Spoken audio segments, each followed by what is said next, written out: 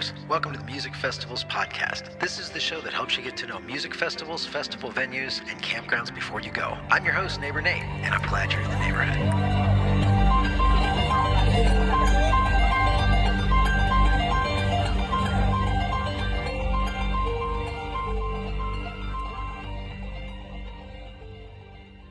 And welcome back, neighbors, to episode number 50 of the Music Festivals podcast. This is the show that helps you get to know music festivals, festival venues, and campgrounds before you go. And as always, I am your host, Neighbor Nate, and we are continuing our preview of the upcoming 21st Watermelon Pickers Festival. And that's happening September 4th through the 6th at the Clark County Fairgrounds in Berryville, Virginia. And this festival has a great lineup that also includes Larry Keel's Electric Larryland. My guest today has been playing drums for that ensemble, as well as many others, including, and I hope I pronounce this right, Janata Pinata will correct that in a few, the Woodsheders, the Randy Thompson Band, and his own group, the Jazz Assembly. He's appeared on over 30 albums and performed thousands of shows, and I am delighted to welcome to the show Mr. Jesse Shultzaberger of the Electric Larryland. Thanks for joining, Jesse. Hello, hi, thanks for having me. Yeah, this is super cool. So I have to go back. Did I pronounce it's Janata Pinata? Janata Pinata. Yep. Okay, that's where'd that name come from? That's kind of a cool name. Yeah, right. Well, our keyboard player is named Sam Janata. Oh, okay, yeah. So we just made a rhyme. I love it. It's got a ring to it. Very cool. I'm excited to talk with you. Clearly, given your background, you play drums. I'd love to know a little bit more about kind of your background coming up, learning how to play drums. Yeah, sure. So started playing drums when I was about 5th grade or so. My dad plays drums. Well, let me say, I got serious about drums in about 5th grade. My dad plays, so I was about tall enough to reach the pedals, and that's when I got serious. And then I started playing in bands basically in middle school, played through high school. And then once I got to college, started playing for the university big band and the combos and taking lessons at the college. And then was playing in bands the whole time. And then once I got out of school, really just focused on playing drums as much as I could.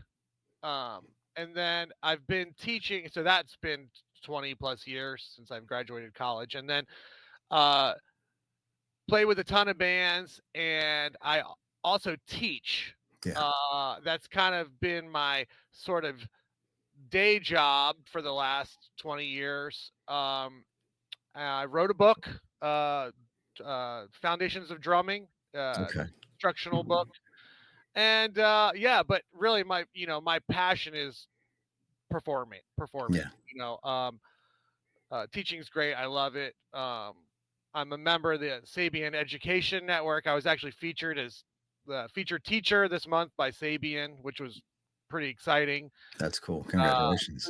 That's kind of where I'm at. And and I still play with a bunch of groups. I've been playing with Larry for a while now, and just really having a blast with it. And it's a great band. That's awesome. Yeah, I've had a lot of musicians here who are professional performing musicians, but they also still teach. And there's always that back and forth. And one of the things I always have to ask is, are your students impressed that you play in touring bands at all, or do they not care? Yes, I think so. And when I was in college, I got an art degree, and one of my professors had this thing where he said, some of the teachers who really inspire the students are the teachers who are doing, right? Yeah. Whether it's in the music or a different art.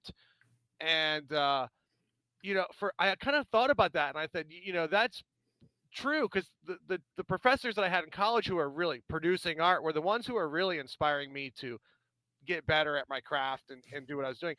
And then now, as a drum teacher and a touring artist, I think I tell my students, hey, I'm going to be gone for 2 weeks. I'm going to be in Europe for 2 weeks. And they're like, well, that's awesome. That's so cool. gives the students a break.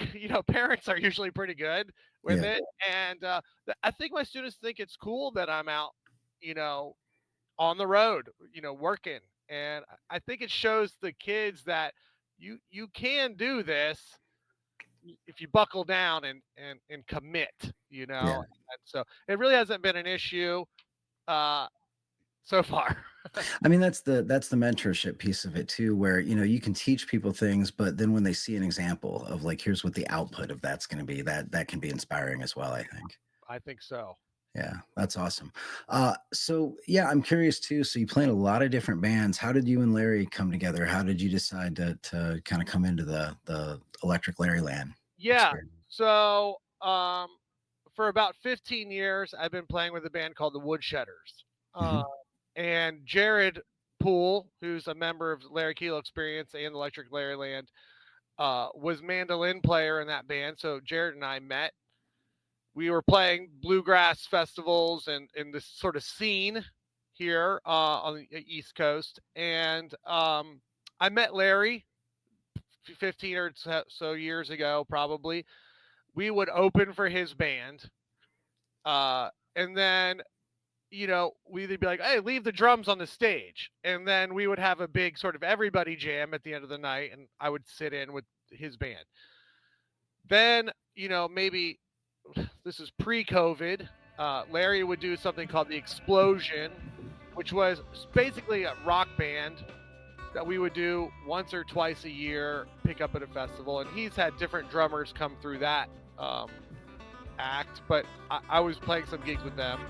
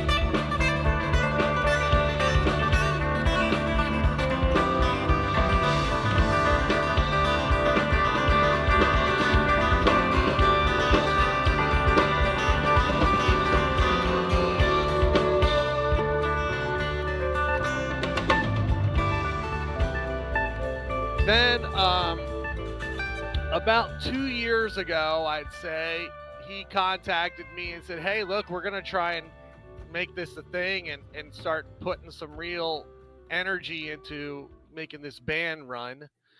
And I got the call. That's And that's what it's been now for 2 years or so. Just working with them, and which is great because they're my friends too. We had a connection. I didn't just get hired and came in. Like we were already like connected a little bit before the band, which is great. It makes the band work a lot better, makes the travel a lot nicer, and yeah, we're all buddies. that's So cool. yeah, Yeah, so everybody knows Larry for clearly flat picking, right? Like I've seen him a couple different times playing down at the Caverns, for that. Him, Jenny doing and Keller doing their thing, which is great too. But Electric Larry Land is a little bit different. So there's a lot of stuff online, that's more of the polished like press copy of describing the music. How do you describe the music that you guys play? Like where does it fit? well, I would not call it. It's not. I wouldn't call it bluegrass. That's for sure. Or it's progressive bluegrass. If that, it definitely has elements of it. Yeah. Rock and roll. Jam kind of. There is a jam component. I wouldn't say we're going way out of the limb a lot of time. It's very based in structure. I think we all take elements of jazz and bring it to that too. The idea of improvisation. Where can we take this tune tonight? Staying within the form. it's been great, and it's, I think we're all pushing each other a little bit with it. Where can we take it? And part of it too, I think, for, I don't want to speak for Larry, but I think he kind of communicated to me that, he wanted to take some of the songs that he's been doing as an acoustic setting for a while, and giving them another edge, giving them Yeah. another spin. Likewise, with the recordings that we've done, I think he's writing towards the electric band, or with, at times, writing with the electric band in mind. Uh, I'm sure that shapes your songwriting, as Yeah. oh, okay, if I did this with a drummer, you can do things that are, the songs work out a little different, the arrangements work different. So it's been fun, and the feedback from the crowd has been great. Everyone seems to be digging it. So it's there's a lot of energy up there on stage, and it's fun and exciting, and the music is dynamic. Um, really, right at the top of it, it's very dynamic and fluid, and I'm really enjoying that about it. That's cool. That's cool. Yeah, and you guys have a great September coming up. So we're talking a little bit before the show. We've got Watermelon Pickers Festival again, Berryville, Virginia, and that's September 4th through the 6th. Then you guys will be at Bristol on the 19th, and then Annapolis Baygrass, which is another great festival that's 20th to the 21st. I'm not sure what day you guys are playing. Yes, we're How does playing that the 20th. The 20th. So Yeah. that's busy. You guys are going to be driving around. Yeah. How does it, I assume, with all the different projects Larry's got going on, you guys play together in certain bursts. When you get on the road like that and you're going back to back, do you notice a difference from one show to the next, or is it fairly consistent? Just having more reps on things, like, Yeah, talk a little bit about that experience. sure. And I think that's any band. I Yeah. think that's any band. You do a run, but look, we come out. I would say we come out swinging no matter what the gig. We're ready to go. Yeah. And we are. I just talked with him this morning. We're in communication with each other, which is great. We're prepping set. He's giving us set lists way in advance. We're all showing up prepared. We're pros.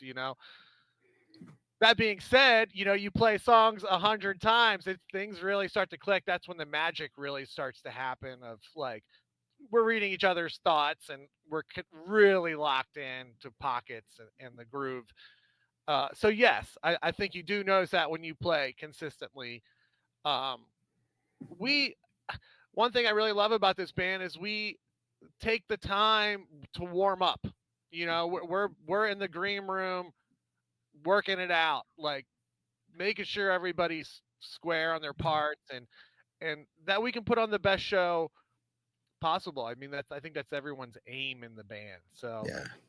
Yeah, no, that's cool. Well, yeah, and it's got to be challenging too. Like, if you are living at distance from each other, it's not up until the last, 10, 15 years that communications have gotten the way that they are with video chatting and things like this. right. So that has to change the game. But I often wonder, like, what was that like, 20, 30 years ago? Did you have to live in the same place as a band you were playing with, or was it, were there ways to get around it? I don't know.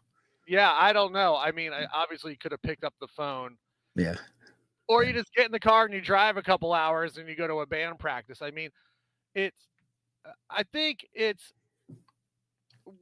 you commit to this, there's certain things you have to be comfortable, sacrificing and doing. Say, yeah, okay, I'm going to drive to wherever we're going to rehearse and meet in the middle somewhere. Or again, you're doing your homework, and you're showing up prepared the best you can.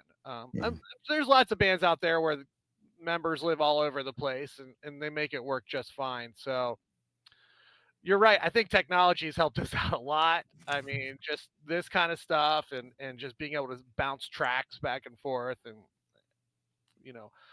so yeah. That's cool.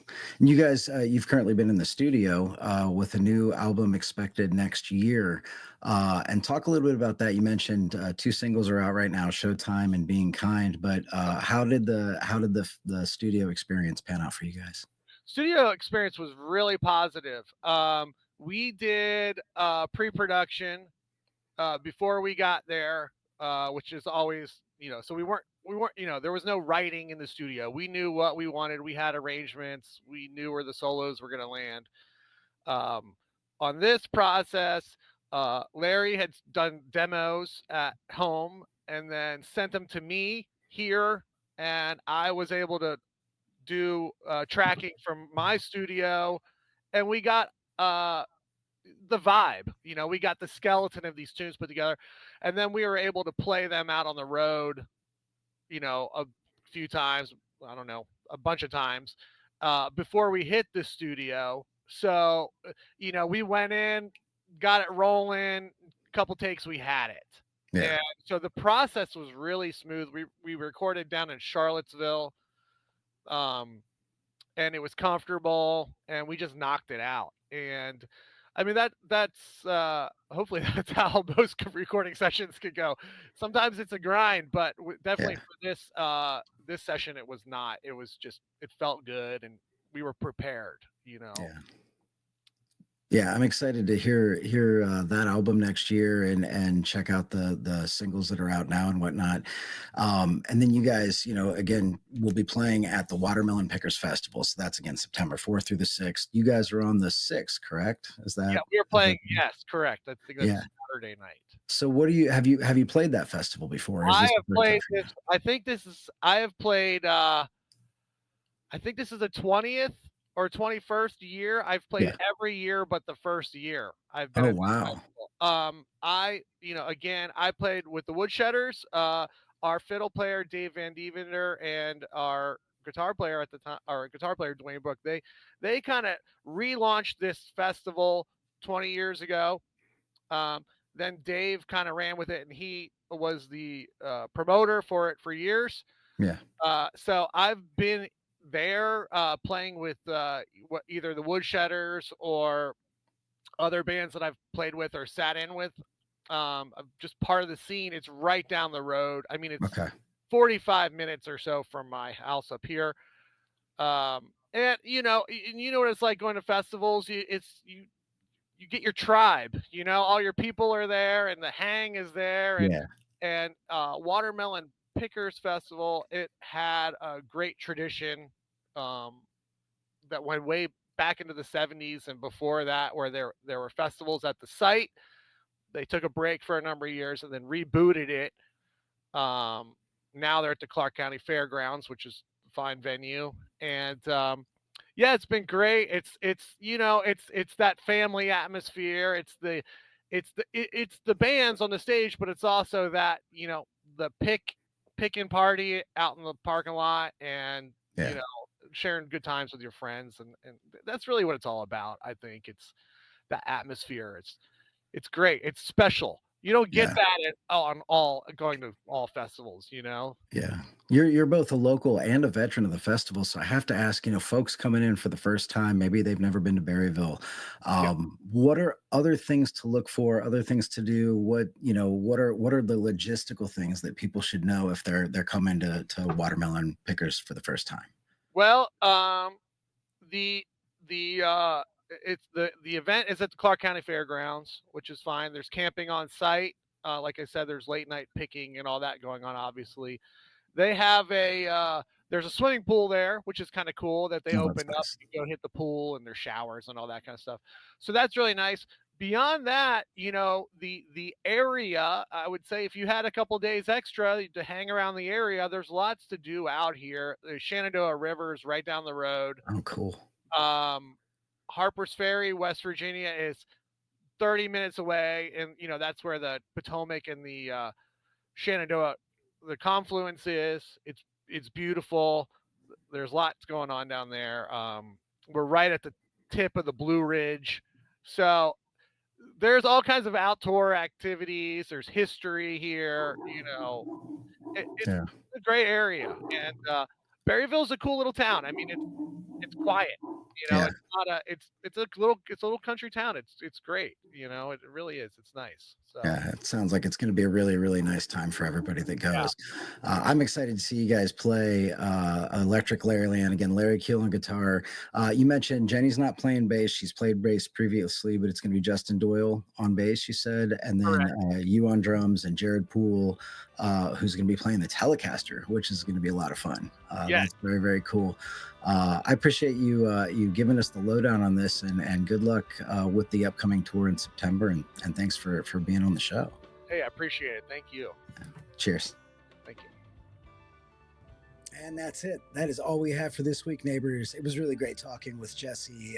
It's kind of cool because you don't find drummers around bluegrass festivals all that often, but I was delighted that he's going to be there. Make sure to check out his instructional book, Foundations of Drumming. I do believe that what Jesse says is true. If you are a teacher, being able to go out and actually do it professionally is not just a cool thing for your students, but it really does give you a different perspective. So hats off to Jesse for doing that. Make sure to catch him with both Electric Larryland and the Woodsheders at the upcoming Watermelon Pickers Festival. And if you are a fan of the show, you know that we work with festival promoters to offer you chances to win some great ticket packages to all kinds of different music festivals. And we have a winner to announce today, and that is for the Watermelon Pickers Festival. Those tickets were given to us by Miss Stacy Sinclair of SRMS Productions, and we have 4 all-weekend passes to give away out of over 70 entries. Our winner today is Miss Jessica Hayes of Falling Waters, West Virginia. So congrats to you, Jessica. It's going to be a great festival, and you're going to get to go with your family or a bunch of friends and check it out. So again, congrats and enjoy Watermelon Pickers Festival. To get your chance to enter to win drawings and win free festival tickets, head on over to the website at musicfestivalspodcast.com and look for the tab at the top that says Win Festival Tickets. It's pretty easy. More opportunities are coming up very soon to win, so to make sure that you are in the know when those drop, go ahead and subscribe to the Neighborhood Monthly Newsletter. This is where you can get festival news and announcements, opportunities to win tickets, some super secret special videos that we don't necessarily put on the podcast, and then also discount codes from our partners, Outdoorsy.com, Inokim Electric Scooters, Melted Mind Designs, Cast Magic, CapCut, Opus Clip, and Hoem, and as well as Custom Made Casino. That's where I get those little poker chips. I'll be giving some of those out at the Watermelon Pickers Festival when we're there. Next week, we have the Pickin' On Picnic Festival recap coming up. I'm heading down to Lost Hill Lake in St. Clair, Missouri for the 10th anniversary of this festival. So you can look for a documentary-style recap of that to come out next week. And to watch that, you're going to need to make sure that you're subscribed to the YouTube channel as well. So if you are listening to the audio podcast, thank you very much. And go ahead and rate the show while you're there, whether it's Spotify or Apple. But then head on over to the YouTube channel at Music Festivals Podcast on YouTube and make sure to subscribe there as well so that you can get all the visuals. And if you do want to have a chat, go ahead and follow me on Facebook. That's where the page is Music Festivals Podcast, or you can find me on Instagram at Neighbor and 8 Fests. That's Neighbor and 8 Fests, or at Nate Riggs. Either one works. Rate the show if you can on YouTube as well. And I do appreciate each of you that tune in each week. It's a lot of fun doing this. But that's all we have. As always, I am Neighbor Nate, and I hope to be your neighbor at a festival very, very soon.